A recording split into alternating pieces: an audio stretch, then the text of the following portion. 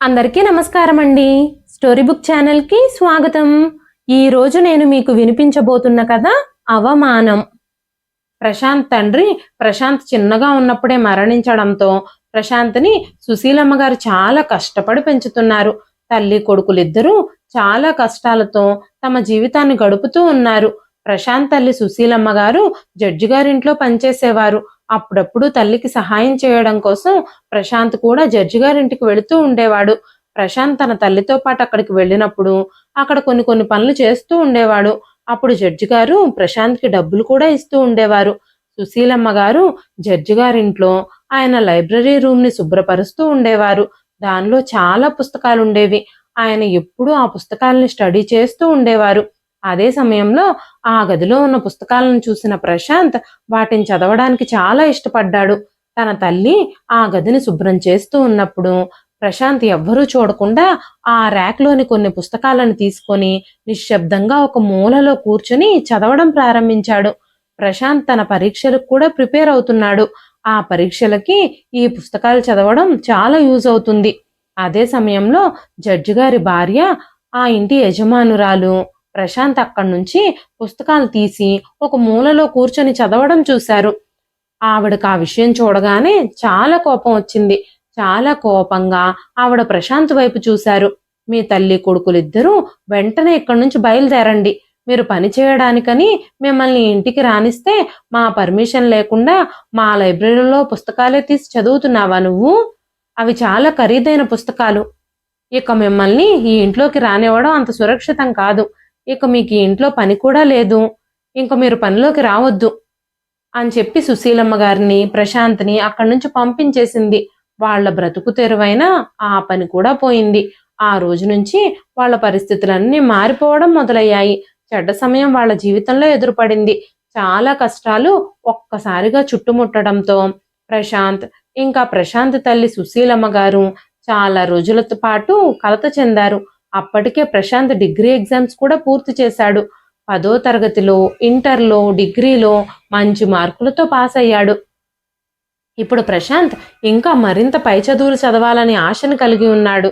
చదువుకునే సామర్థ్యం తనకున్నా కొడుకుని చదివించడానికి తన దగ్గర సామర్థ్యం లేదు అని సుశీలమ్మ గారు చాలా బాధపడ్డారు. ప్రశాంత్కి 5 సంవత్సరాల వయసున్నప్పుడే ప్రశాంత్ తండ్రి హార్ట్అటాక్తో చనిపోయారు. అప్పటి నుంచి ఎలాంటి ఆధారము లేకుండానే ఎంతో కష్టపడి తన రెక్కల కష్టం మీదే ప్రశాంత్ని ఇంతటి వారిని చేశారు సుశీలమ్మ గారు. తనను డిగ్రీ వరకు కూడా చదివించారు. ఒకవేళ సుశీలమ్మ గారి భర్త బ్రతికున్నా కూడా ప్రశాంత్ని పై చదువులు చదివించడం ఆయన వల్ల అయ్యే పనేమీ కాదు. ఎందుకంటే ప్రశాంత్ తండ్రి కూడా కూలి పనులే చేసేవాడు. ఆయన సంపాదించిన సంపాదన ఇంటి ఖర్చులు మాత్రమే సరిపోయేది. ప్రశాంత్ తన తండ్రి చనిపోయినప్పుడు నర్సరీ చదువుతున్నాడు.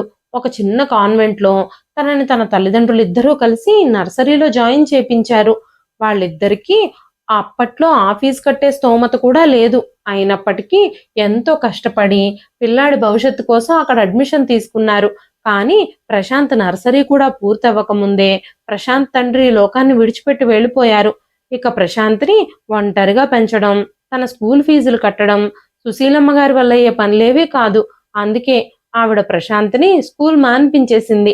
తన చుట్టుపక్కల పిల్లల్ని చూసిన ప్రశాంత్ రోజు తను కూడా స్కూల్కి వెళతానని సుశీలమ్మ గారిని బతిమాలుతూ ఉండేవాడు. అయినా సరే సుశీలమ్మ గారు ఏమీ చేయలేని పరిస్థితుల్లో ఉన్నారు.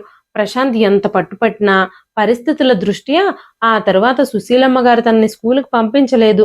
కొన్ని రోజుల తర్వాత ఒక రోజు ప్రభుత్వ పాఠశాల నుంచి కొంతమంది ఉపాధ్యాయులు పిల్లల్ని స్కూల్లో చేర్పించమని వాళ్ళ ఇంటికి వచ్చారు.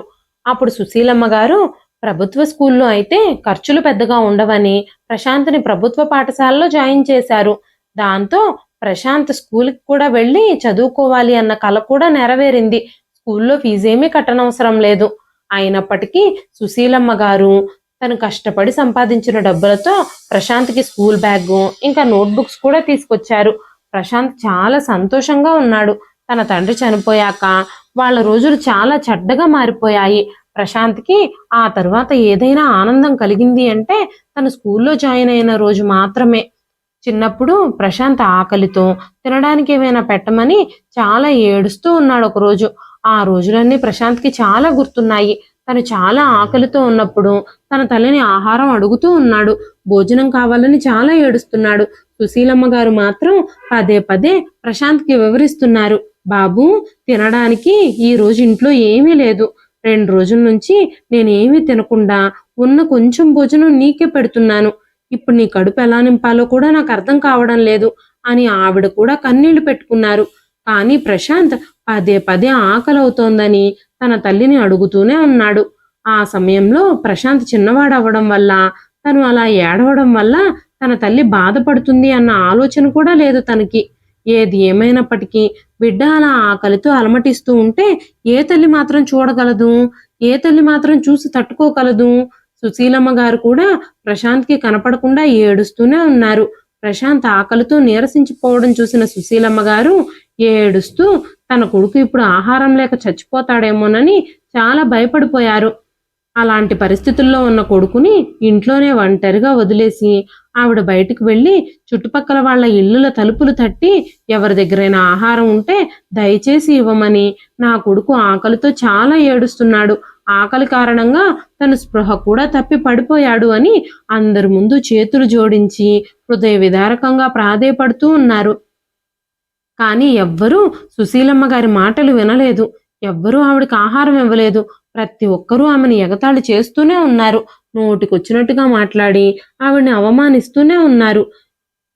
ఏం, వయసులోనే ఉన్నావు కదా, పని చేసుకుని బతకొచ్చు కదా, ఇలా అడుక్కోవడం ఏంటి అంటూ చాలా మంది చాలా నీచంగా మాట్లాడుతూ ఉన్నారు. ఆ మాటలకు సుశీలమ్మ గారు చాలా ఇబ్బంది పడ్డారు.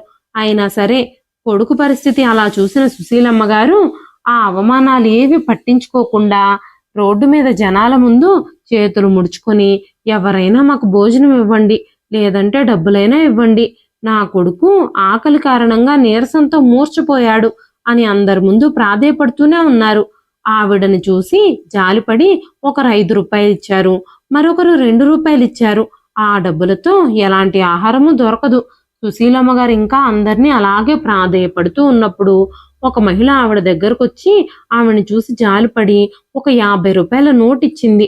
వెంటనే సుశీలమ్మ గారు ఒక షాప్ దగ్గరకు వెళ్ళి 20 రూపాయలతో ఒక బ్రెడ్ ఇంకా కొన్ని కూరగాయలు కూడా తీసుకున్నారు.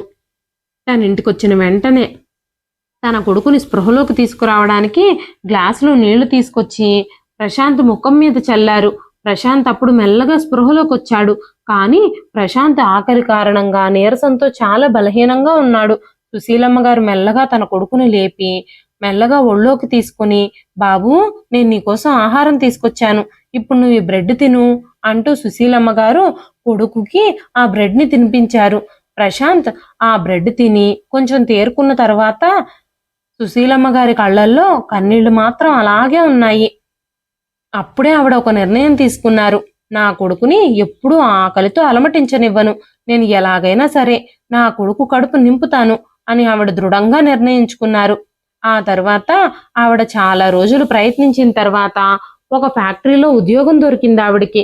ఉదయం పనిలోకి వెళితే సాయంత్రం 6 గంటల వరకు పని చేయాల్సి వచ్చేది. ప్రశాంత్ ఉదయాన్నే స్కూలుకు వెళ్ళిపోయేవాడు. సాయంత్రం ఇంటికొచ్చి తల్లి కోసం ఎదురు చూస్తూ ఉండేవాడు. సుశీలమ్మ గారు రోజు పనికి వెళ్ళి డబ్బులు సంపాదించడంతో వాళ్ళ రోజులు కొంచెం సజావుగానే సాగుతూ ఉన్నాయి. ఏది ఏమైనప్పటికీ వయసులో ఉన్న ఒంటరి మహిళలు ఆకలి కంటే కూడా చాలా బాధల్ని బయట సమాజం వల్ల అనుభవించాల్సి వస్తోంది. సుశీలమ్మ గారు ఆ ఫ్యాక్టరీలో పనిచేస్తూ ఉన్నప్పుడు చాలా మంది మగవాళ్ల ఆకలి చూపులని ఆవిడ తట్టుకోవాల్సి వచ్చింది. భర్త చనిపోయిన ఆడది అంటే అందరికీ లోకువే. అందుకే ఆవిడ చాలా కళ్ళ చూపుల్ని తట్టుకోవాల్సి వచ్చింది. వాళ్ళ నుంచి తనను తాను కాపాడుకోవడానికి ఎప్పుడూ ఒక యుద్ధమే చేయాల్సి వచ్చేది. ఆవిడ సాయంత్రం చాలా అలసిపోయి ఫ్యాక్టరీ నుంచి ఇంటికొచ్చినప్పుడు ఆవిడ మనసులో చాలా కలత చెందుతూ ఉండేది. కొన్నిసార్లు ప్రశాంత్ నిద్రపోయిన తర్వాత తన భర్త ఫోటోని ఛాతీకి కౌగిలించుకొని ఆ ఫోటోతో అన్ని విషయాలు చెబుతూ ఉండేది. మెల్లమెల్లగా ప్రశాంత్ పెద్దవాడవుతూ ఉన్నప్పుడు నిద్రపోతున్నట్టుగా నటిస్తూ తన తల్లి తన తండ్రి ఫోటోతో చెప్పుకుంటున్న బాధలన్నీ వింటూ ఉండేవాడు. ఒకరోజు ప్రశాంత్ నిద్రపోతున్నాడు అనుకుని సుశీలమ్మ గారు తన భర్త ఫోటోతో మాట్లాడుతూ, మీరు నన్ను ఈ లోకంలో ఒంటరిగా వదిలిపెట్టి వెళ్ళిపోయారు, ఈ ప్రపంచంలో మీరు తప్ప నాకు ఎవ్వరూ లేరని మీకు తెలుసు, నేను మీకోసమే నాకు కలిగిన ప్రతి ఒక్కదాన్ని వదిలేసి వచ్చాను. మీరు నన్ను, నా కొడుకుని ఇలా అర్ధాంతరంగా ఒంటరిగా విడిచిపెట్టి వెళ్ళిపోయారు. మా జీవితాలు ఇప్పుడు చాలా ఘోరంగా గడిచిపోతున్నాయి. నేను మన బిడ్డ కోరికలు నెరవేర్చడానికి, తనని సంతోషంగా ఉంచడానికి, తనకి కడుపు నిండా అన్నం పెట్టడానికి చాలా ప్రయత్నిస్తున్నాను. నేనిప్పుడు ఫ్యాక్టరీలో పనిచేస్తూ ఎన్ని బాధలు అనుభవించాల్సి వస్తుందో మీకు తెలియదు. ఆ ఫ్యాక్టరీలో వితంతువునైన నన్ను వింత కళ్ళతో తదేకంగా చూసే కొంతమంది పురుషులున్నారు. ఈ రోజు ఫ్యాక్టరీలో నాతో పాటు పనిచేసే రాజు అనే వ్యక్తి పై అంతస్తులో కొన్ని వస్తువులు తీసుకురమ్మని నాతో చెప్పాడు. నేను పైకి వెళుతూ ఉన్నప్పుడు తను నన్నే అనుసరించాడు. అక్కడ నేను ఒంటరిగా ఉన్నాను. చుట్టుపక్కల ఎవ్వరూ లేరు. అప్పుడు తను నన్ను బలవంతం చేయడానికి ప్రయత్నించాడు. అదే సమయంలో నా అరుపులు విని ఫ్యాక్టరీలో మహిళలు అక్కడికి వచ్చారు. వాళ్ళు రాజుని బాగా కొట్టారు. నేను ఈ రోజుకైతే తప్పించుకున్నాను కాబట్టి సరిపోయింది. నాకేమైనా జరుగుంటే నా కొడుకు ఒంటరి వాడైపోయి ఉండేవాడు అని చెప్పి తీవ్రంగా ఏడవడం ప్రారంభించింది ఆవిడ. నిద్రపోతున్నట్టుగా నటిస్తూ తన తల్లి చెబుతున్న బాధలన్నీ వింటున్న ప్రశాంత్ తనలో తానే చాలా ఏడ్చాడు. ఈ రోజు నుంచి నా తల్లికి నేనే కాపలాగా ఉంటాను. తను పనిచేయడానికి ఎక్కడికి వెళుతుందో నేను కూడా తనతో పాటు అక్కడికే వెళతాను. నేను తనని జాగ్రత్తగా చూసుకునే బాధ్యతను తీసుకుంటాను. ఈ లోకంలోని పశువుల్లాంటి మనుషుల నుంచి నా తల్లిని ఎలాగైనా కాపాడతాను అనుకున్నాడు ప్రశాంత్. తర్వాత రోజు ఉదయం ప్రశాంత్ స్కూల్కి వెళ్ళలేదు. అప్పుడు సుశీలమ్మ గారు, బాబు ప్రశాంత్, నువ్వు ఈ రోజు స్కూల్కి ఎందుకు వెళ్ళలేదు అని అడిగినప్పుడు ప్రశాంత్, అమ్మా, నేను ఈ రోజు నుంచి స్కూల్కి వెళ్ళడం లేదు. నువ్వెక్కడైతే పని చేస్తావో అక్కడే నేను కూడా ఉంటాను. నాకు కూడా అక్కడే ఏదైనా పని చూసుకుంటాను. నేను నీతో పాటే ఉంటానమ్మా. నువ్వు ఎక్కడికి వెళ్ళినా నేను అక్కడికే నీతో పాటు వస్తాను అని చెప్పడం ప్రారంభించాడు. వెంటనే సుశీలమ్మ గారు, ప్రశాంత్, నువ్వు అలాంటి పనులు చెయ్యొద్దు. నువ్విప్పుడు చదువుకోవడం చాలా ముఖ్యం. నీ చదువు కోసమే, నీ భవిష్యత్తు బాగుండడం కోసమే నేను ఇన్ని రోజులు ఎన్నో కష్టాలు పడుతూ ఫ్యాక్టరీలో పనిచేస్తూ ఉన్నాను అని చెప్పినప్పుడు ప్రశాంత్, అమ్మా, నేను కూడా నీతో పాటే ఆ ఫ్యాక్టరీలోనే పనిచేస్తాను. నేను ఇప్పుడు డబ్బులు సంపాదిస్తాను అనగానే సుశీలమ్మ కన్నీళ్లు పెట్టుకుంది. వెంటనే ఆవిడ ప్రశాంత్తో, ప్రశాంత్, నీ జీవితం నాకు చాలా ముఖ్యం. నువ్వు నీ చదువు మీద మాత్రమే దృష్టి పెట్టు. మళ్ళీ పని గురించి నా దగ్గర మాట్లాడొద్దు అని చెప్పారు. కానీ ప్రశాంత్ తల్లితో పాటే వెళ్తానని చాలా పట్టుపట్టాడు. కానీ సుశీలమ్మ ప్రశాంత్ని తనతో పాటు తీసుకెళ్లలేదు. ప్రశాంత్ స్కూల్కి వెళ్ళిపోవాల్సి వచ్చింది. ప్రశాంత్ తన తండ్రి బ్రతుకున్నప్పటి రోజుల్ని గుర్తు చేసుకోవడం మొదలుపెట్టాడు. ప్రశాంత్ తండ్రి బ్రతుకున్నప్పుడు తన తల్లిని, ప్రశాంత్ని ఆయన చాలా జాగ్రత్తగా చూసుకునేవారు. అకస్మాత్తుగా ఆయన ఈ లోకాన్ని విడిచిపెట్టినప్పుడు ప్రతిదీ మారిపోయింది. ప్రశాంత్ చిన్నగా ఉన్నప్పుడు తన తండ్రి ప్రశాంత్ తల్లితో, మన కొడుకు ఇప్పుడు పెద్దయ్యాక చాలా గొప్పవాడైపోతాడు, ప్రయోజకుడవుతాడు అని చెబుతూ ఉండేవారు. ఈ రోజు ఆయన ఈ లోకంలో లేకపోయినా ఆయన కోరికను ఎలాగైనా సరే నెరవేర్చి చూపించాలి అని ప్రశాంత్ అనుకుంటున్నాడు. ఎంత కష్టమైనా సరే ఖచ్చితంగా గొప్ప వ్యక్తి అవ్వాలి అని కలలు కనడం మొదలుపెట్టాడు. తను కన్న ప్రతి కళ నెరవేర్చుకోవాలి అంటే అది చాలా కష్టంతో కూడుకున్న పని. ఎందుకంటే తను చాలా పేదవాడు. అందుకే ప్రశాంత్ తన చదువులో శ్రద్ధ చూపించడం ప్రారంభించాడు. చాలా శ్రద్ధగా చదువుకునేవాడు. తన స్కూల్ నుంచి వచ్చిన దగ్గర నుంచి వాళ్ళమ్మ ఫ్యాక్టరీ నుంచి వచ్చే వరకు తను తన వయసు పిల్లలతో ఆడుకోవడం కూడా మానేసి చదువుకుంటూనే ఉండేవాడు. అప్పుడు ప్రశాంత్ వయసు 12 సంవత్సరాలు. తను పనికి వెళ్ళడానికి తన తల్లి ఒప్పుకోకపోవడంలో ప్రశాంత్ అప్పుడప్పుడు ఫ్యాక్టరీ దగ్గరకు వెళ్ళి బయటే నిలబడి తన తల్లి కోసం ఎదురు చూస్తూ ఉండేవాడు. తన తల్లిని క్షేమంగా ఉంచమని, ఎలాంటి తోడేళ్ల కళ్ళు తన తల్లి మీద పడకుండా చూడమని ఆ భగవంతుడిని రోజు ప్రార్థిస్తూనే ఉండేవాడు. నా తల్లి ఏదైనా ప్రమాదంలో ఉంటే నేను వెంటనే లోపలికి వెళ్ళి తనని కాపాడతాను అని ఆ ఫ్యాక్టరీ బయటే నిలబడి అనుకుంటూ అటే చూస్తూ ఉండేవాడు ప్రశాంత్. సుశీలమ్మ ఫ్యాక్టరీ పని ముగించుకొని బయటకు వచ్చేటప్పుడు అక్కడ ప్రశాంత్ని చూసి, బాబు ప్రశాంత్, నువ్వు ఇక్కడికి ఎందుకు వచ్చావు? ఇంతసేపు ఇక్కడే ఎందుకు నిలబడ్డావు? నువ్వు ఇంటికి వెళ్ళి చదువుకోవచ్చు కదా అంటూ ప్రశాంత్ని తిట్టడం ప్రారంభించింది. అమ్మా, నేను నిన్ను జాగ్రత్తగా చూసుకోవడం కోసమే ఇక్కడికి వచ్చానమ్మా. నీకు ఎలాంటి ఇబ్బంది కలిగినా నేను నీకు అండగా నిలబడతాను అని చెప్పినప్పుడు సుశీలమ్మ ప్రేమగా ప్రశాంత్ చెంప మీద చిన్న దెబ్బ వేసి, నన్ను జాగ్రత్తగా చూసుకోవడానికి నీకు ఇంకా చాలా టైం ఉందిలే. అప్పటి వరకు నిన్ను నువ్వు జాగ్రత్తగా చూసుకో. నీ చదువు పాడవకుండా కాపాడుకో. నువ్వు చదువు మీద మాత్రమే శ్రద్ధ పెట్టు. అదే నిన్ను గొప్పవాణ్ణి చేస్తుంది. నా గురించి నేను చూసుకుంటాను అంటూ చెప్పేవారు. సుశీలమ్మ ఫ్యాక్టరీ నుంచి రాగానే గబగబా వంట చేసేవారు. ఆ తరువాత ఇద్దరూ కలిసి భోజనం చేసేవారు. ప్రతిరోజు సుశీలమ్మ తన కొడుకుతో కలిసి భోజనం చేస్తూ ఉన్నప్పుడు ఆ రోజు ప్రశాంత్ ఆకలితో అపస్మారక స్థితిలో కళ్ళు తిరిగి పడిపోయిన సంగతులే తనకు గుర్తుకొస్తూ ఉండేవి. మెల్లమెల్లగా రోజులు గడిచిపోతూ ఉన్నాయి. తల్లి కొడుకులిద్దరూ ఒకరికొకరు మద్దతుగా మారారు. వాళ్ళ జీవితంలో కూడా చాలా ఎత్తు పల్లాలున్నాయి. కానీ ఒకరికొకరు తోడుగా ఉండి ప్రతి కష్టాన్ని ఎదుర్కొంటూ ఉన్నారిద్దరూ. మెల్లగా ప్రశాంత్ 10వ తరగతికి వచ్చాడు. 10వ తరగతి మంచి మార్కులతో పాస్ అవ్వడంతో సుశీలమ్మ ప్రశాంత్ని కాలేజీలో చేర్పించింది.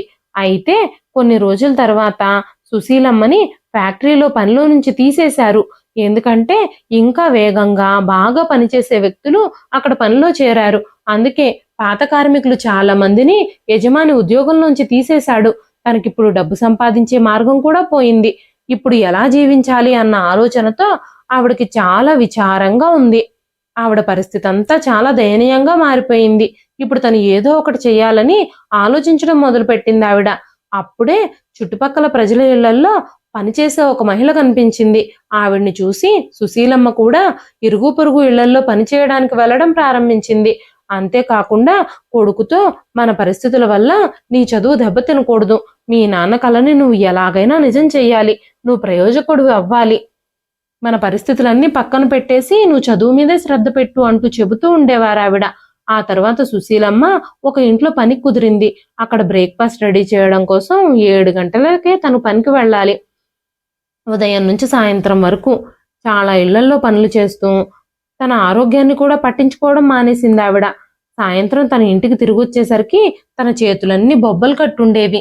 కానీ ఆవిడ ముఖం మాత్రం చిరునవ్వుతో ఉండేది. ఎందుకంటే ప్రశాంత్ని చూడగానే ఆవిడ తన కష్టమంతా మరిచిపోయేది. ఆవిడకి చాలా ధైర్యం వచ్చేసేది. ఆ తర్వాత చాలా కాలానికి ఒక పెద్ద ఇంట్లో ఆవిడకి పని దొరికింది. ఆయన చాలా గొప్ప వ్యక్తి. నగరానికి చెందిన ఒక పెద్ద న్యాయమూర్తి ఆయన.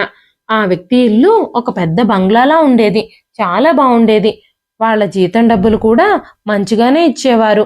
ఇప్పుడు సుశీలమ్మ కొంచెం సంతోషించడం మొదలుపెట్టింది. మిగిలిన వాళ్ళ ఇళ్లల్లో ఎంత పని చేసినా సరే అంతగా జీతం ఇచ్చేవారు కాదు. ఆ ఇల్లు చూడ్డానికి చాలా బాగుండేది. చాలా విలువైన ఫర్నిచరు, ఖరీదైన వస్తువులు ఉండేవి. ఆ ఇంట్లో ఒక లైబ్రరీ కూడా ఉండడం ఆశ్చర్యకరమైన విషయం. ఆ జడ్జి గారింటికి సుశీలమ్మ పనికి వెళుతూ ఉన్నప్పుడు ఖాళీగా ఉన్న రోజుల్లో, సెలవు రోజుల్లో ప్రశాంత్ కూడా తనకు సహాయం చేయడానికి తోడుగా వెళుతూ ఉండేవాడు. ఎందుకంటే మెల్లమెల్లగా రోజులు గడుస్తున్న కొద్దీ సుశీలమ్మ గారి ఆరోగ్యం క్షీణిస్తూ వస్తోంది. కానీ ఆవిడ మాత్రం చాలా ధైర్యంగా ఉండేది. అందుకే ప్రశాంత్ తన తల్లితో పాటు పని దగ్గరకు వెళ్ళి తనకు సహాయం చేయడానికి వీలున్నప్పుడల్లా తనతో పాటే ఉంటూ ఉండేవాడు. సెలవు రోజు వచ్చిందంటే చాలు ఆదివారంతో సహా జడ్జి గారింటికి వెళ్ళి పనులు చేస్తూ ఉండేవాడు. ఈ విషయం గురించి ప్రశాంత్ తన తల్లితో మాట్లాడినప్పుడు 5 రోజులు కాలేజీకి వెళ్తాను, మిగిలిన 2 రోజులు జడ్జి గారింట్లో పనులు చేస్తాను అని ప్రశాంత్ తన తల్లితో చెప్పినప్పుడు సుశీలమ్మ గారు జడ్జి గారితో మాట్లాడారు. జడ్జి గారు కూడా ఆ 2 రోజులు వాళ్ళ ఇంట్లో పనులు చేయడానికి ప్రశాంత్ని పనిలో పెట్టుకున్నారు. దానికి సంబంధించిన డబ్బులు కూడా ఎప్పటికప్పుడే ఆయన ఇచ్చేస్తూ ఉండేవారు. అప్పుడు సుశీలమ్మ ప్రశాంత్తో, బాబు ప్రశాంత్, నీకు 2 రోజులు పనిచేస్తున్నందుకు డబ్బు లభిస్తుంది కదా, కానీ నువ్వు ఆ డబ్బు చూసుకొని చదువును మాత్రం నిర్లక్ష్యం చెయ్యొద్దు. ఆ డబ్బులు నీ చదువు కోసం మాత్రమే వాడుకో అని చెప్పారు. ఆ డబ్బుని ప్రశాంత్ తనకి కావలసిన ఏమైనా వస్తువులు కొనుక్కోవడానికి వాడుకోవాలని నిర్ణయించుకున్నాడు. అంతేకాకుండా జడ్జి గారింట్లో ఒక పెద్ద లైబ్రరీనే ఉంది. అందులో రకరకాల పుస్తకాలున్నాయి.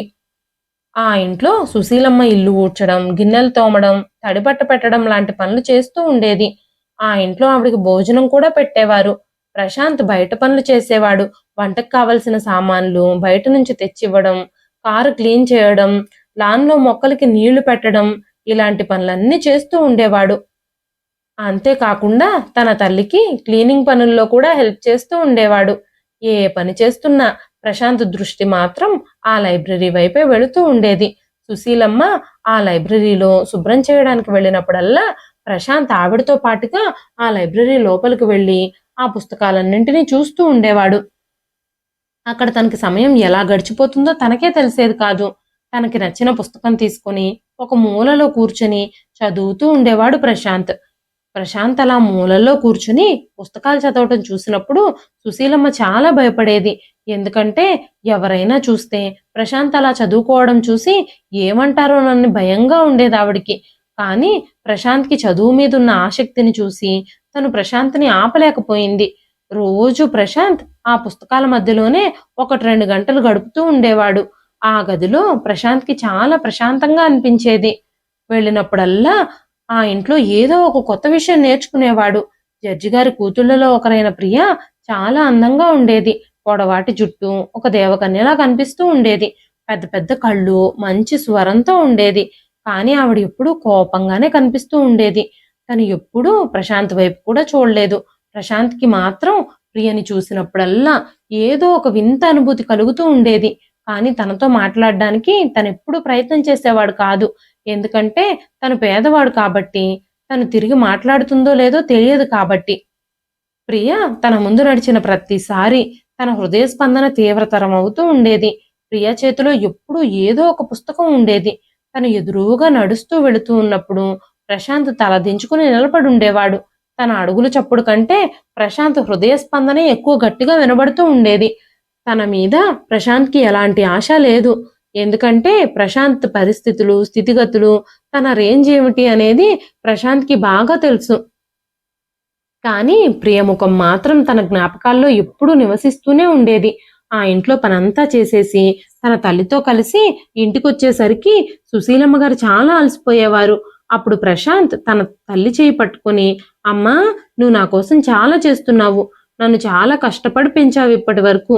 ఏదో ఒక రోజు నేను చాలా గొప్ప విజయాలు సాధిస్తాను. నీ తలని నేను గర్వంతో ఎత్తుకునేలా చేస్తాను అని చెబుతూ ఉన్నప్పుడు ఆవిడ కళ్ళల్లో ఒక వింత మెరుపు మెరిసేది. తన తల్లి కోసం ఏదైనా చెయ్యాలని ప్రశాంత్ కూడా చాలా ఆరాటపడుతున్నాడు. ఇంతలోనే తన ఇంటర్ పరీక్షలు పూర్తయ్యాయి.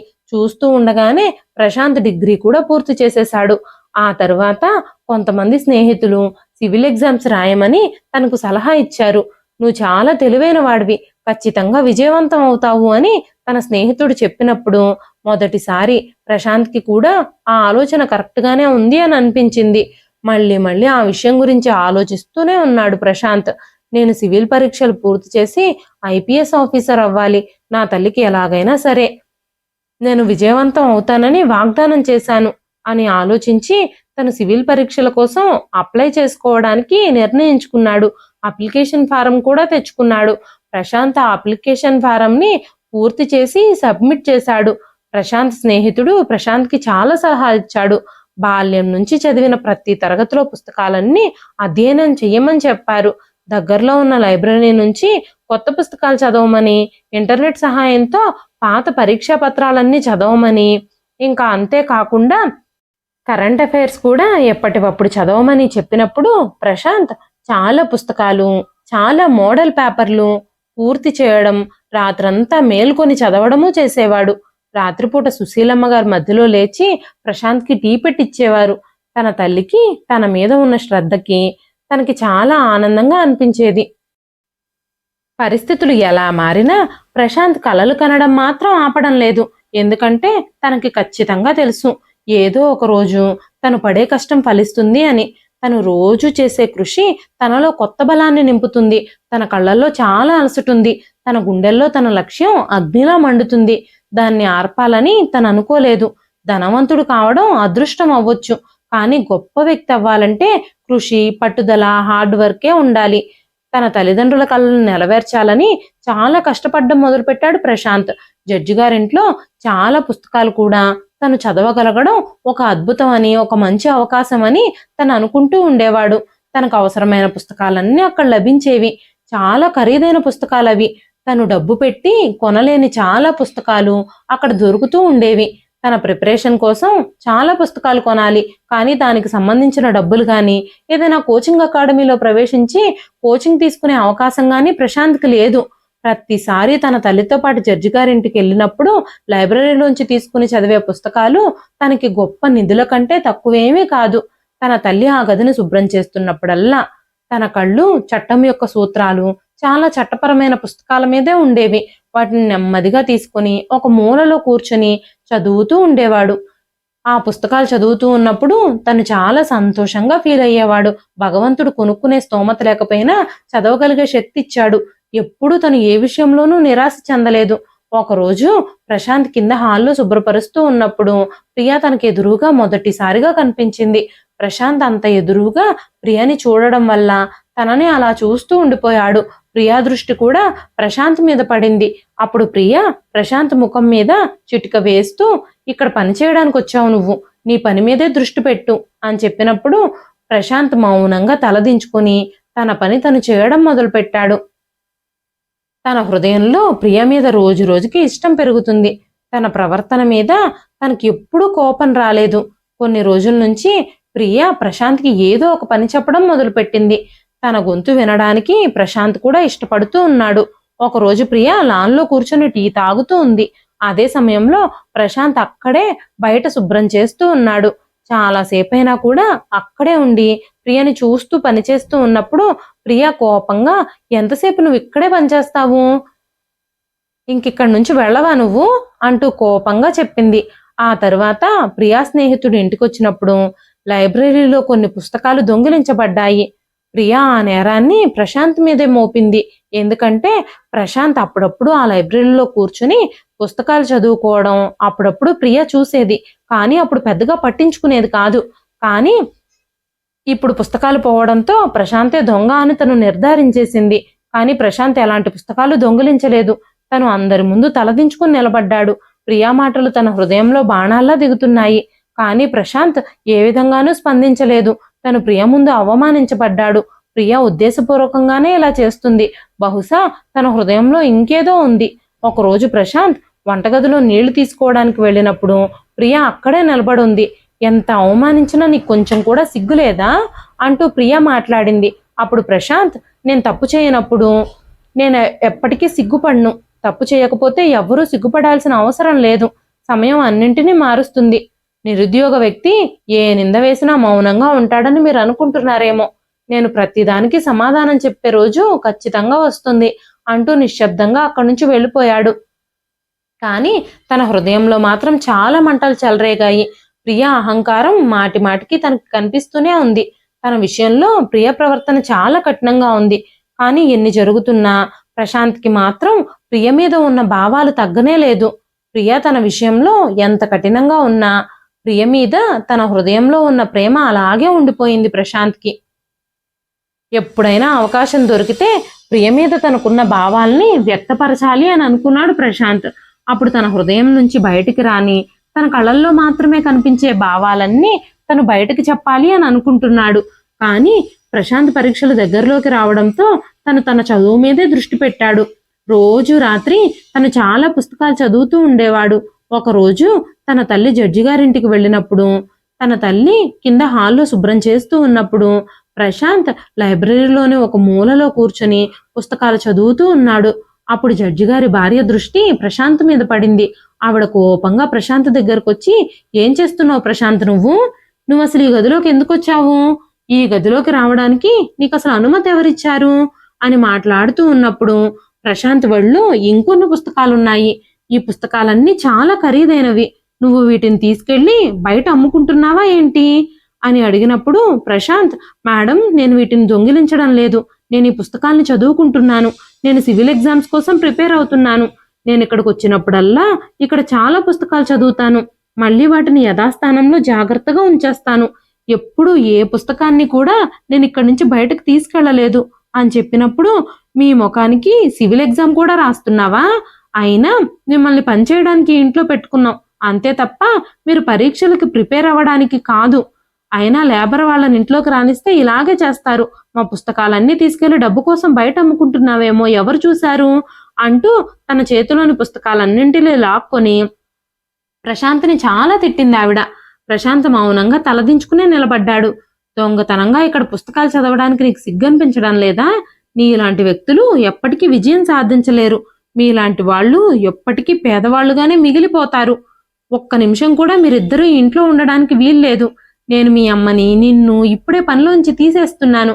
మీరిద్దరూ ఇప్పుడే ఇక్కడి నుంచి వెళ్ళిపోండి అని అరుస్తూ ఉన్నప్పుడు ప్రశాంత్ ఆవిడతో చాలా చెప్పడానికి ప్రయత్నించాడు. కానీ ఆవిడ ఒక్క మాట కూడా వినడానికి సిద్ధంగా లేదు. అదే సమయంలో సుశీలమ్మ గారు కూడా అక్కడికి వచ్చినప్పుడు ప్రశాంత్ సుశీలమ్మ గారితో, అమ్మా, మేడం గారు మనల్ని పనిలో నుంచి తీసేశారు అంటూ జరిగిన విషయం మొత్తం చెప్పాడు. ఆ మాటలు విన్న తర్వాత సుశీలమ్మ చాలా భయపడిపోయింది. పాపం, వాళ్ళు మనల్ని పనిలో నుంచి తీసేస్తే ఇప్పుడు మనం ఎక్కడికి వెళతాము, ఏం చేస్తాము, మనం ఇక్కడ డబ్బు పొందుతున్నాము, ఇప్పుడు మనకి ఇంకో పని ఎవరిస్తారు అంటూ ఏడుస్తూ ఉంది ఆవిడ. అప్పుడు ప్రశాంత్ తల్లిని ఓదార్చడానికి ప్రయత్నించాడు. కానీ ప్రశాంత్ కళ్ళల్లో కూడా నీళ్లున్నాయి.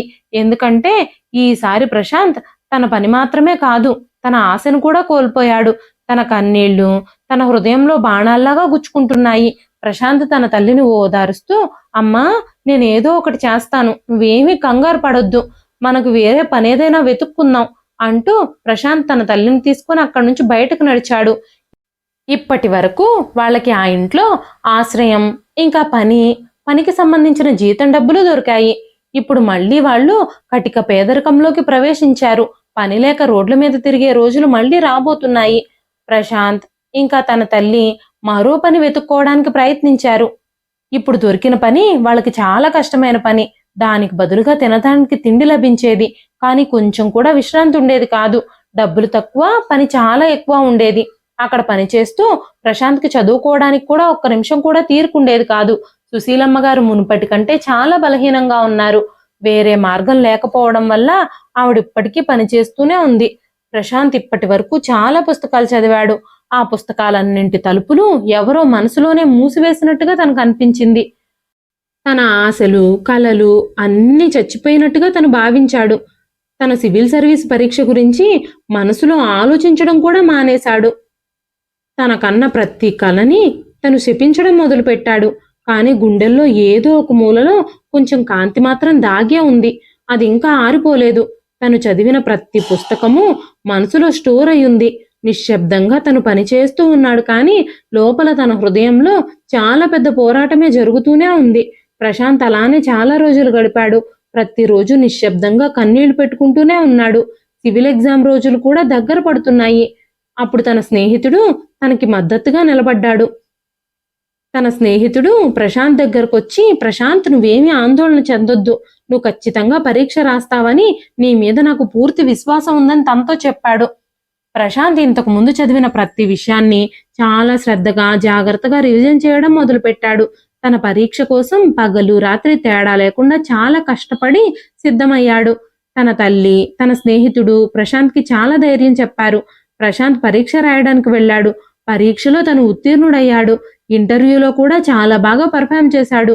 అప్పుడు ప్రభుత్వం తనని శిక్షణ కోసం పిలిచారు. ఫైనల్ గా ప్రశాంత్ పోలీస్ ఆఫీసర్ అయ్యాడు. స్టేషన్లో తను ఛార్జ్ తీసుకుంటున్నప్పుడు తనని తానే నమ్మలేకపోయాడు. తన విజయాన్ని చూసి తను చాలా ఆశ్చర్యపోయాడు. సుశీలమ్మ గారు కూడా ఈ రోజు చాలా సంతోషంగా ఉన్నారు.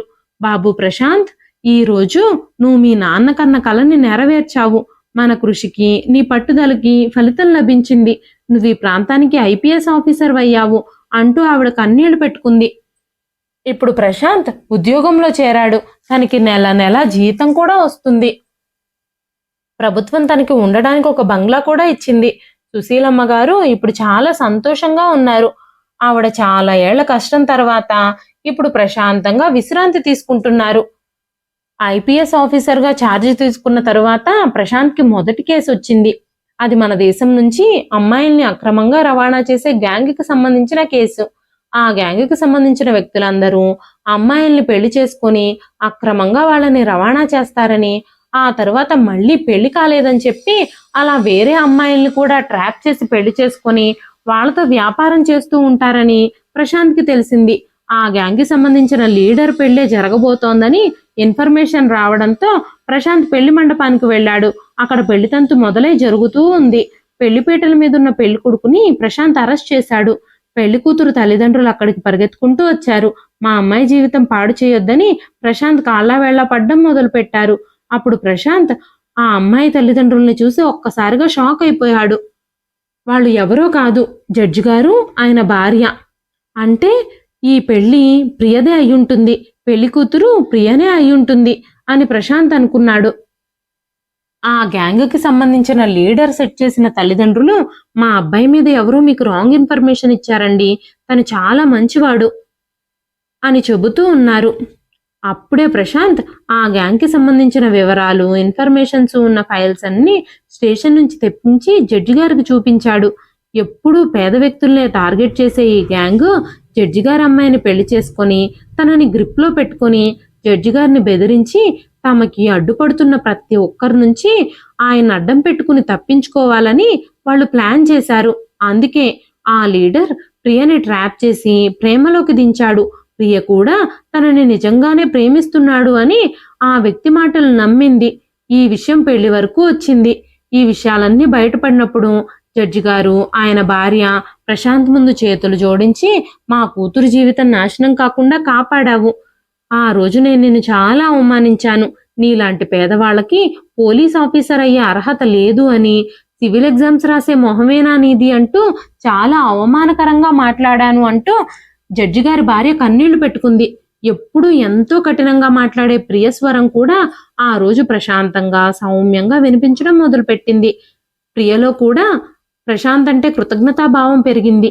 అదే సమయంలో ప్రశాంత్ తను ఎప్పటినుంచో ప్రియని ప్రేమిస్తున్నానని, ప్రియ తల్లిదండ్రులకి ప్రియకి ఇష్టమైతే తననే పెళ్లి చేసుకోవాలనుకుంటున్నానని చెప్పాడు. అందరూ సంతోషంగా ఆ పెళ్లికి ఒప్పుకున్నారు. అప్పుడు ప్రశాంత్ ఒక కానిస్టేబుల్ని పంపించి తన తల్లిని కూడా ఆ మండపానికి రప్పించాడు. కొడుకు పెళ్లి జరగబోతూ ఉండడంతో సుశీలమ్మ గారు చాలా సంతోషించారు. ఎదురుగా పెళ్లిపీటల మీద తన కొడుకు తను ప్రేమించిన అమ్మాయితో కూర్చుని ఉండడం ఆవిడ చాలా గర్వంగా ఫీలయ్యారు.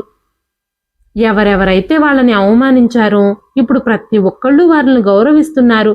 ఎవరైతే ఎందుకు పనికిరాడు అని తనని నోటికొచ్చినట్టుగా మాట్లాడారో ఇప్పుడు వాళ్లే తన కాళ్ళు కడిగి కన్యాదానం చేస్తున్నారు. కృషి పట్టుదలతో సాధించలేనిది ఏదీ లేదు అని, అవమానాల్ని నిందల్ని కూడా మనకి పట్టుదల ఉంటే గౌరవాలుగా మార్చుకోవచ్చని ప్రశాంత్ నిరూపించి చూపించాడు. ఇదండి ఈ రోజు కథ.